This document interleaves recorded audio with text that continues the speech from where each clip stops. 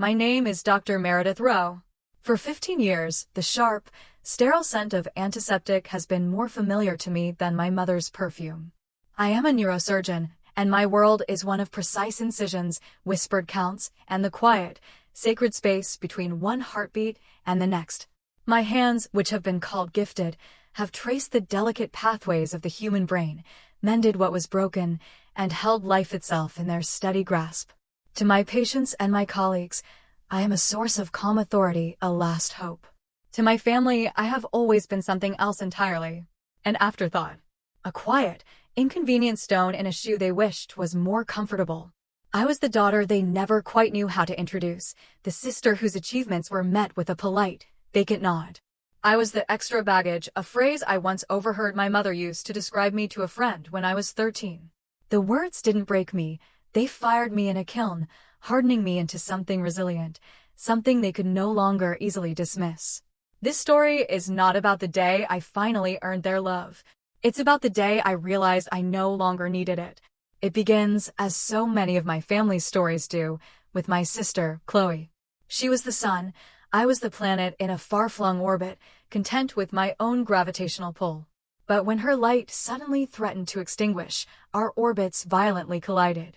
A sudden, catastrophic aneurysm left her clinging to life, and the one person in the world who could possibly save her was the sister they had spent a lifetime forgetting.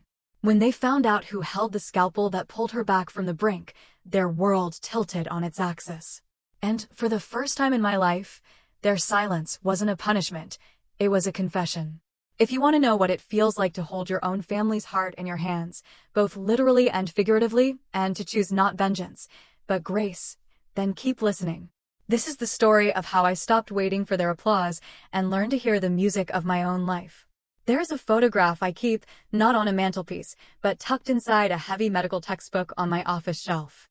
It's from my graduation from Johns Hopkins Medical School. I am standing center, my new white coat still stiff, my face serious, holding a certificate for academic excellence.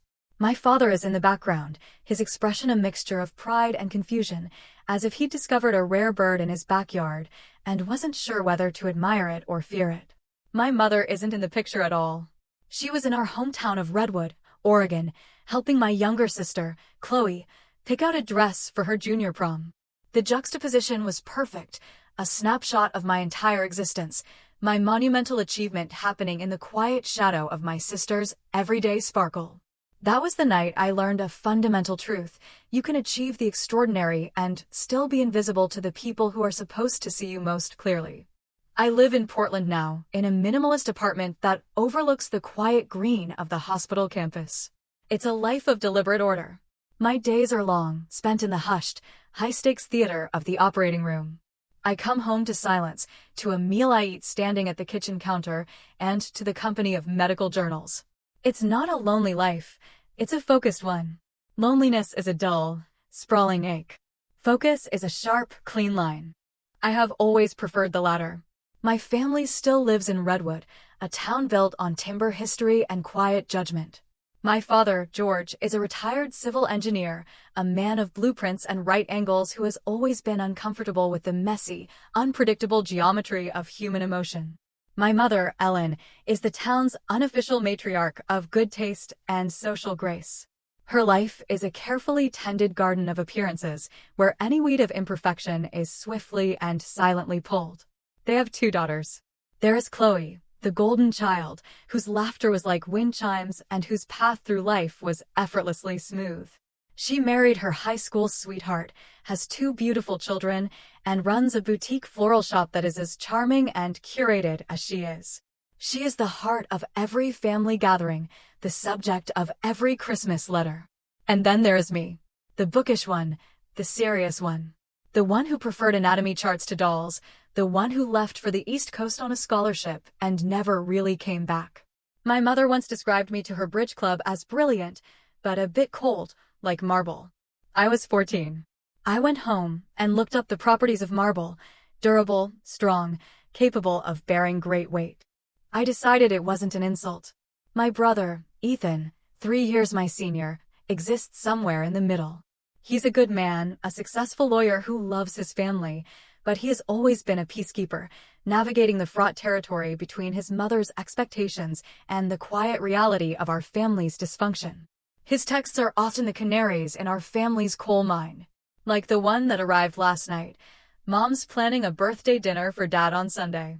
Chloe's coming. She said to let you know you're welcome to come if you're not too busy saving the world. The casual barb, cloaked in a semblance of an invitation, was classic. If you're not too busy. As if my career were a hobby I'd chosen out of spite, to inconvenience them. I didn't reply. What was there to say? That I had just finished a 16-hour shift that included a delicate surgery on a child's spinal cord? That the child's parents had hugged me with a gratitude so profound it felt holy?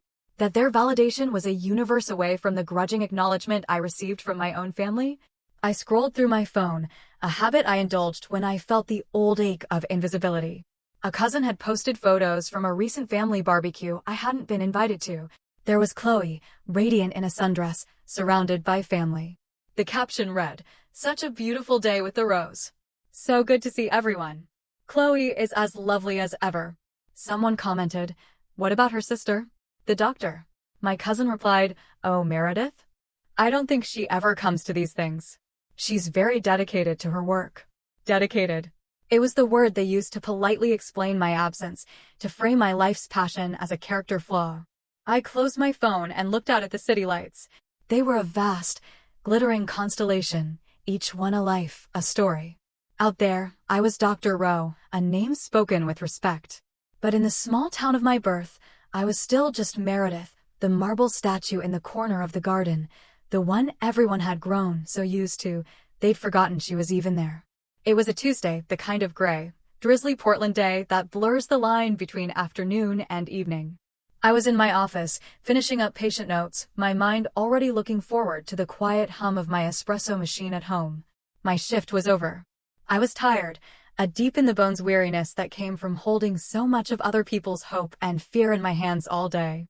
My hospital phone rang, a sharp, insistent sound that cut through the quiet. It was the emergency department. "Dr. Rowe, we have a critical transfer coming in by life flight from Redwood General." The voice on the other end was tense. Dr. Evans, the head of the ED, 33-year-old female, ruptured cerebral aneurysm. Catastrophic subarachnoid hemorrhage. GCS of 5. She's circling the drain. My heart rate quickened, the fatigue evaporating in a surge of adrenaline. This was the call every neurosurgeon dreads. A ruptured aneurysm is a bomb going off in the brain. The survival rate is terrifyingly low. "What's the ETA?" I asked, already pulling on my white coat, my mind shifting into surgical mode. 15 minutes. "We're taking her straight to OR 3. We need you now." "I'm on my way," I said. "What's the patient's name?" There was a rustle of papers on the other end. "Rowe," Dr. Evans said. "Chloe Rowe." The world stopped. For one single, silent beat, the bustling sound of the hospital faded into a dull roar in my ears. Chloe. My sister. The name was a physical blow, knocking the air from my lungs. It couldn't be. Redwood was 2 hours away. Chloe was supposed to be at her daughter's soccer game. But the details flooded in, cold and clinical. Age 33. Female. From Redwood. It was her. The bomb had gone off in her brain. My feet were moving before my mind caught up, carrying me down the hallway toward the surgical wing. My thoughts were a chaotic storm. Chloe. Aneurysm. GCS 5. A Glasgow coma score of 5 was perilously close to brain death. This wasn't just a serious bleed, it was an extinction-level event. No one at the hospital knew Chloe was my sister.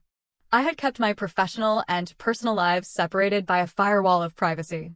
As I pushed through the doors to the surgical locker room, I made a decision. They still wouldn't know. Emotion has no place in the operating room. My relationship with Chloe, the years of distance, the quiet resentments, the unspoken love buried beneath it all, was a liability I could not afford. In OR 3, I would not be her sister. I would be her surgeon, the only one in the state with the specific expertise in the complex coiling and clipping procedure she would need to survive. I was her only chance. I scrubbed in with a ferocity that was almost a prayer. The rhythmic motion of the brush against my skin was a grounding ritual, a way to scrub away everything but the task at hand. My team was already assembled, a quiet, focused unit of nurses and anesthesiologists who had worked with me for years. They saw the tension in my jaw, the sharp focus in my eyes, and they assumed it was just the gravity of the case. They had no idea. When they wheeled her in, my breath caught in my throat. This was not the radiant, laughing Chloe from the family photos.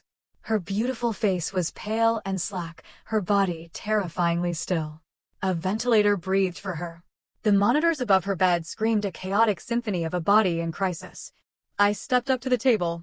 "Let's begin," I said, my voice steady, betraying none of the terror that was clawing at the inside of my chest. For the next 9 hours, the world shrank to the small, illuminated field of my microscope. It was a delicate, brutal dance. My hands, guided by years of training and instinct, moved with a precision that felt otherworldly.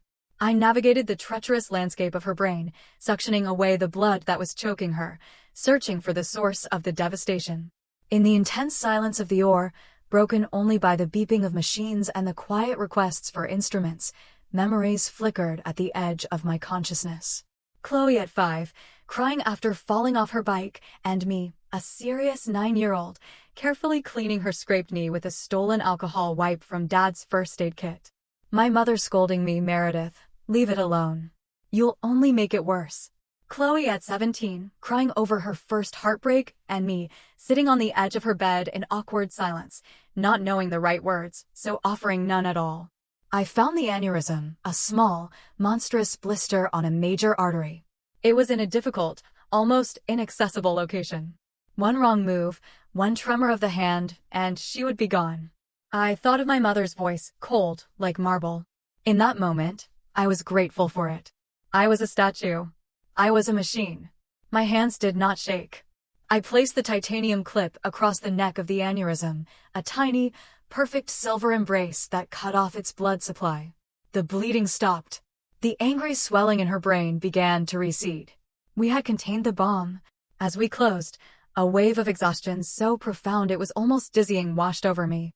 The anesthesiologist, a kind man named Dr. Chin, looked at me over his mask. "Incredible work, Dr. Rowe. Truly incredible. I've never seen a bleed that bad controlled so masterfully." I just nodded, my throat too tight to speak. I didn't go to the waiting room. I didn't call my parents. I walked out of the OR, stripped off my scrubs, and went to the small, quiet chapel on the 3rd floor. I sat in a wooden pew and stared at the stained glass window, the colors blurring through the unshed tears in my eyes. I had just saved my sister's life. And in the entire world, I was the only one who knew. The hours after the surgery were a delicate tightrope walk. Chloe was moved to the neurological ICU, a hushed world of whirring machines and constant vigilance. I stayed at the hospital, officially to monitor my critical post-op patient. I hovered near the nurse's station, reading her chart, analyzing the data from her monitors, my presence a constant, silent watch. I didn't enter her room. I told the charge nurse, a compassionate and discreet woman named Sarah, that I needed to maintain clinical distance for professional reasons. It was a half-truth. The real truth was I didn't know who I would be if I stood by her bedside. Sister? Savior? Ghost? Around 10 a.m. the next morning, the fragile peace of the ICU was broken. I heard their voices before I saw them, my mother's anxious, clipped tones, my father's low rumble, my brother Ethan's attempts to be calming. They swept through the sliding glass doors like a tide of grief, their faces pale and etched with fear. I instinctively stepped back into the shadow of a large supply cart, becoming part of the institutional scenery. From my vantage point, I watched them. My mother rushed to the glass wall of Chloe's room, her hand pressed against it as if she could touch her. "Oh, my baby," she whispered, tears streaming down her face. My father stood stiffly, his hands shoved in his pockets, his gaze fixed on the rhythmic rise and fall of Chloe's chest. Ethan spoke to the nurse, his voice tight with questions. I watched them for a long time, an invisible observer of my own family's tragedy. A strange, hollow detachment settled over me. It was like watching a film, and I was merely a technician who had worked on the special effects. Then, my mother turned to Sarah, the charge nurse. Her voice was trembling but imperious. "The surgeon," she said. "We need to speak to the surgeon who operated on our daughter. We need to thank them. Whoever they are, they're a miracle worker." Sarah's eyes flickered toward me for a fraction of a second before she regained her professional composure. The doctor is making rounds right now, Mrs. Rowe. I'm sure they'll be by to speak with you later. But my mother was insistent. What's their name? Please, just tell us their name. I held my breath. Sarah hesitated, a silent battle playing out on her face. But before she could formulate a diplomatic response, a young resident, fresh and eager and unaware of the invisible landmines, stepped forward. Oh, the surgery was performed by Dr. Rowe, he said brightly. She was incredible. A real masterclass. I heard it's her sister. Silence. It was not a quiet silence. It was a deafening, shattering void that sucked all the air out of the ICU. I watched my mother's face. The gratitude, the awe, the desperation, it all collapsed, replaced by an expression of such profound, stark disbelief that it was almost grotesque. My father's mouth fell slightly open. Ethan's head whipped around, his eyes scanning the unit until they locked with mine, standing in the shadows. I didn't wait. I turned and walked away, my footsteps measured and even on the polished floor. I didn't run. I simply exited the scene. They caught up with me in the hospital's small, sterile courtyard. I was sitting on a cold stone bench, staring at a fountain that wasn't running. My mother sat down beside me, leaving a careful foot of space between us. My father and Ethan hovered nearby, a small, miserable posse. Meredith. My mother's voice was a choked whisper. Why didn't you tell us? I continued to stare at the dry fountain. Would it have made a difference? Of course it would have, she insisted, her voice gaining a thin thread of its old indignation. We were terrified. We were driving here not knowing if she was alive or dead. I finally turned to look at her, my gaze as steady and unyielding as the marble she'd once compared me to. Let me rephrase. If you had known it was me, would you have trusted me? She flinched, her eyes dropping. In her silence, I had my answer. They saw me as the cold, distant daughter, the one who chose science over family. How could they have believed those same hands were capable of such a delicate, life-saving grace? Thank you, Mary, Ethan said, his voice cracking on my childhood nickname, a name no one had used in 20 years. My father just stood there, looking at me as if for the first time. His face was a canvas of shame and a dawning, terrible awe. I stood up, my coffee untouched. I didn't do it for your thanks, I said, my voice quiet but clear. I didn't do it to prove anything. I did it because she's my sister. And because it was my job. I looked at my mother one last time. The rest is just noise. I walked away, leaving them standing in the silent courtyard, engulfed in a truth they had never been forced to confront before. For the first time in my life, I had not been invisible. I had been the single most important person in their world. And the knowledge seemed to have broken them. In the days that followed, a strange and stilted truce settled over our family. Chloe was moved from the ICU to a regular room, her recovery slow but miraculously steady. She was awake, though often confused, her brain healing from the trauma. My parents and Ethan were a constant presence at the hospital, a somber court holding vigil. I kept my distance. My official duties as her surgeon were over, handed off to the neurology team that managed post-op recovery. I would read her chart in the evenings, ensuring her progress was on track, but I avoided her floor. The one time I accidentally ran into my father in the hallway, he simply stopped, looked at me with an expression of profound, helpless sorrow, and said, "We are so proud of you, Meredith."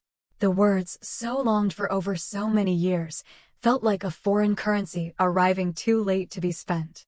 I just nodded and kept walking. About a week after the surgery, an email landed in my inbox. It was from the hospital's public relations department. The subject line read, "Invitation, Annual Hospital Benefactors Luncheon." It was a standard, formal event to thank the hospital's major donors. But there was a personal note added from the hospital administrator. Dr. Rowe, the Rowe family has made a significant donation in honor of the team that cared for their daughter. They have specifically requested that the lead surgeon be present. We hope you can make it. My first instinct was to delete it. The idea of standing on a stage, a prop in their performance of gratitude, was nauseating. But then, a different thought took hold.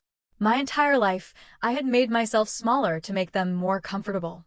I had absorbed their slights, their dismissals, their forgetfulness. I had opted out of family events to avoid the discomfort of being the odd one out. I was done opting out. I clicked accept. The luncheon was held in a glass-walled atrium, filled with sunlight and the muted clinking of silverware. I wore a simple black dress, my white coat folded over my arm like a shield. I stood near the back, observing. My parents were at the head table, accepting condolences and congratulations with practiced grace. They looked like the lord and lady of the manor, benevolent and charitable. After the dessert course, my mother was invited to the podium to speak. She smoothed her silk dress and approached the microphone, a picture of maternal strength. My husband and I, and our entire family, are here today with hearts full of gratitude, she began, her voice clear and emotional. Just over a week ago, our beautiful daughter Chloe's life was hanging by a thread. But thanks to the incredible skill and dedication of the medical team at this world-class hospital, she is with us today. She is healing. We have been given a miracle. She paused, dabbing her eye with a handkerchief. To the nurses in the ICU, to the neurologists, to every single person who showed our daughter such compassion, we thank you from the bottom of our hearts. You are all heroes. The room erupted in polite applause. I stood perfectly still, my expression unreadable. She had thanked everyone. The nurses, the specialists, the entire institution. But she had not said my name. It was a deliberate, surgical omission. In front of her peers, her friends, the titans of Portland society, she could not bring herself to admit that the hero, the miracle worker, was her own forgotten daughter. It was a public erasure, a final, stunning confirmation of my place in her world. As the luncheon ended, Ethan caught up with me by the doors. His face was flushed with shame. "Meredith, I'm so sorry. I don't know why she did that." "I do," I said quietly. To admit I saved Chloe would be to admit she was wrong about me. For my entire life. I left the atrium and walked down the long, quiet hospital corridor. I didn't feel anger. I didn't feel hurt. What I felt was a profound, quiet, and liberating clarity. The marble statue had finally realized it didn't need the approval of the gardener. It had its own strength, its own integrity. It was whole, all on its own. As I reached my office, my phone buzzed. It was a text from an unknown number. I opened it. It was a single sentence. "This is Chloe. Can we talk?" The weeks after the luncheon were a period of quiet, seismic shifts. I agreed to meet Chloe. We chose neutral ground, a small, unassuming coffee shop halfway between the hospital and her home, a place with no memories attached.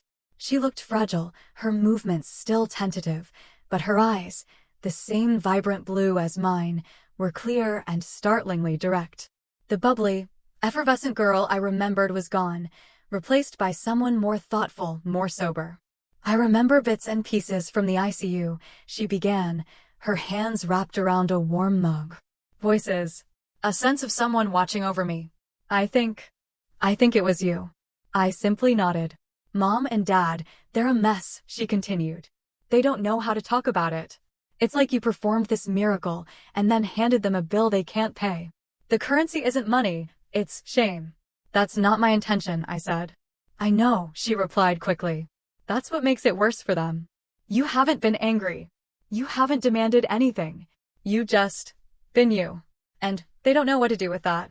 We sat in silence for a moment, the unspoken history of 1,000 childhood moments hanging between us. Then she looked at me, her gaze unwavering. "For what it's worth, Meredith, I'm sorry. For all of it. For not seeing you. For not standing up for you. I was the family sunshine, and I was so busy shining, I never noticed you were in the shadows." It was the first apology I had ever received from anyone in my family. It was clumsy and heartfelt, and it cracked open something inside me I hadn't known was still sealed shut. I was in the shadows by choice a lot of the time, I admitted. It felt safer there. Our conversation didn't fix 30 years of distance, but it built a bridge across the chasm. We began to talk more, first through texts, then through weekly phone calls. We spoke not as the golden child and the forgotten one, but as two women trying to understand their shared past. Meanwhile, my professional life was taking an unexpected turn. My work on Chloe's aneurysm, a case that had become legendary within the hospital, had caught the attention of the National Board of Neurosurgery. I was invited to speak at their annual conference in Seattle to present a case study on the procedure. It was a significant honor. I agreed, and I decided to speak not just about the technical aspects of the surgery, but about the human element. I spoke about the unique pressure of operating on a loved one and the necessity of compartmentalization and focus. I didn't name my sister, but I spoke of the profound responsibility of holding a family's entire world in your hands. After my presentation, during the Q&A, a young surgeon in the audience stood up. Dr. Rowe, your technical skill is obviously extraordinary, but I'm more interested in the emotional resilience you've described. Where does that come from? I paused, thinking of the girl in the graduation photo, the marble statue, the sister in the shadows. Resilience, I said, is often forged in the places where we are not seen. It's the strength we build when we learn that the only validation that truly matters is our own. The applause that followed was warm and sustained. As I stepped down from the stage, a man with kind eyes and silvering hair approached me. It was Dr. Abramson, my first mentor from my residency at Hopkins. Meredith, he said, shaking my hand warmly. I knew that quiet, fiercely determined intern would go on to do great things. I just read an article about your case. Your family must be bursting with pride. I gave him a small, wry smile. It's a complicated story, Dr. Abramson. The best ones always are, he said, his eyes full of understanding. On the drive back to Portland, I felt a sense of peace I hadn't experienced before. I had spent so long defining myself in opposition to my family's perception of me, the cold one, the distant one, the overachiever. But standing on that stage, I had defined myself for myself. And I liked the person I had become. When I got home, there was a package waiting for me. It was from Chloe. Inside was a simple, elegant silver frame. And in it was the photograph. The one from my medical school graduation. But it was different. She had somehow found the original negative. It was a wider shot, and in this version, you could see my mother. She wasn't at the prom. She was standing off to the side, behind a pillar, watching me. Her face wasn't smiling. It was a complex mask of awe and fear and something that looked almost like regret. Tucked behind the photo was a note in Chloe's looping script. I think she was proud. I just think she was too afraid to admit it. Afraid you'd fly so high you'd never look back. I placed the frame on my bedside table. It wasn't a happy memory, but it was a true one. And for the first time, I felt I had the strength to look at it without flinching. The final act of our family drama did not play out in a hospital or a coffee shop, but at the place where it all began, Redwood. My great-uncle Robert, my grandfather's last surviving sibling and the family's benevolent patriarch, was celebrating his 90th birthday. It was a grand affair, a command performance for the entire extended Rowe clan. My attendance was not optional. Chloe had called me herself. Please come, Meredith. For me. I drove the 2 hours from Portland, a knot of old anxieties tightening in my stomach. The party was held at the Redwood Country Club, a place I had actively avoided since I was a teenager. The room was a sea of familiar faces, people who had known me my entire life, yet had never really known me at all. I was a ghost at the feast, moving through the crowd, offering polite smiles, enduring the awkward pleasantries. Meredith, we hear you're doing such important things in Portland. It was always vague, always at a distance. The centerpiece of the evening was a slideshow, a tribute to Uncle Robert's life, filled with photos of family milestones. Baptisms, weddings, anniversaries. Chloe was in dozens of photos, a radiant thread woven through the family's tapestry. Ethan was there, beaming beside his wife and kids. And then, a single photo of me appeared on the screen. It was that same graduation picture, the original, cropped version. An aunt sitting at my table squinted at the screen. "Who's that with George?" she asked the table at large. Before I could answer, my mother, who was sitting nearby, replied with a breezy, dismissive wave of her hand. "Oh, that's just a colleague's daughter." Meredith couldn't make it to that graduation. The lie was so bald, so effortless, so utterly unnecessary, that it stole the breath from my lungs.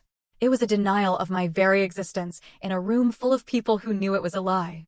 And yet no one corrected her. Not my father. Not my brother. They all just sat there, in a conspiracy of silence. But someone else did. Uncle Robert, the man of the hour who had been watching from his seat of honor, tapped the microphone on his table. The room fell silent. "Ellen," he said, his voice old but still full of authority. "That's a damn lie and you know it. That is your daughter, Meredith. The brilliant surgeon who saved your other daughter's life. A fact you seem to enjoy forgetting. You could have heard a pin drop. My mother's face went white, then a mottled, furious red. My father stared at his plate. Uncle Robert wasn't finished. He looked directly at me, across the crowded room. Meredith, my dear. Your grandfather, my brother, always said you were the strongest of them all. He said you had a spine of steel. I'm sorry you've had to use it so often with your own family. He raised his glass. To my great niece, Dr. Meredith Rowe. The pride of this family, whether they know it or not. A smattering of applause broke out, hesitant at first, then growing stronger. I stood up, my heart pounding, not with anger, but with a fierce, unexpected courage. I walked to the podium. Thank you, Uncle Robert, I said, my voice clear and steady. You're right. My grandfather did say that. He also taught me that you can't force people to see a truth they are determined to ignore. I looked at my parents. I am not the woman you think I am. I am not cold. I am not distant. I am focused. I am dedicated. And I am a damn good surgeon. I saved Chloe's life not because it was my job, but because, despite everything, I love her. Because she is my sister. I let the words hang in the air. I don't need your applause. I don't need your public praise. I don't even need you to say my name. I know who I am. The question is, do you? I walked out of that room, leaving a stunned silence in my wake. As I stepped out into the cool night air, Chloe was right behind me. She didn't say a word. She just came and stood beside me, and for the first time, our shared silence felt not like a void, but like an alliance. The drive back to Portland that night was different. I wasn't running away from Redwood, I was driving toward my own life. I had spoken my truth, not for them, but for me. I had reclaimed my own story. The next morning, I made a decision. I walked into the hospital administrator's office and tendered my resignation as the head of the neurosurgery department. But why? He asked, stunned. You're at the top of your field. I've been at the top of that mountain, I said. And it's a lonely place. I think I'd like to work in the valley for a while. 6 months later, I stood in front of a classroom at a community college on the outskirts of Portland. My students were not the polished, privileged Ivy League hopefuls I was used to. They were single mothers, immigrants working 2 jobs, young people who had been told their whole lives that a career in medicine was out of their reach. I had taken a position teaching anatomy and physiology. My job was no longer to perform miracles, but to inspire them. To show these students that the strength and precision they needed was already inside them. On my desk, I kept the framed photo Chloe had given me. The real one, the true one. Next to it, I placed a new photo, one she had sent me last week. It was of our whole family, taken at a quiet dinner at her house. I was sitting next to her, and she was leaning her head on my shoulder. My mother and father were at the end of the table, not smiling, but not looking away, either. It wasn't a picture of a perfect family, but it was a picture of a real one. A family that was, perhaps, finally beginning to heal. My relationship with them is still a work in progress. There are no grand apologies, no tearful reunions. There is just the slow, difficult work of showing up, of telling the truth, and of accepting the flawed, messy, and imperfect love they have to offer. I have learned that some wounds don't ever fully disappear. They become a part of our landscape, like canyons carved by a river. But they also reveal the layers of strength and resilience that lie beneath the surface. I am no longer the marble statue. I am the river. I am still carving my own path. And for the first time, the journey feels like coming home.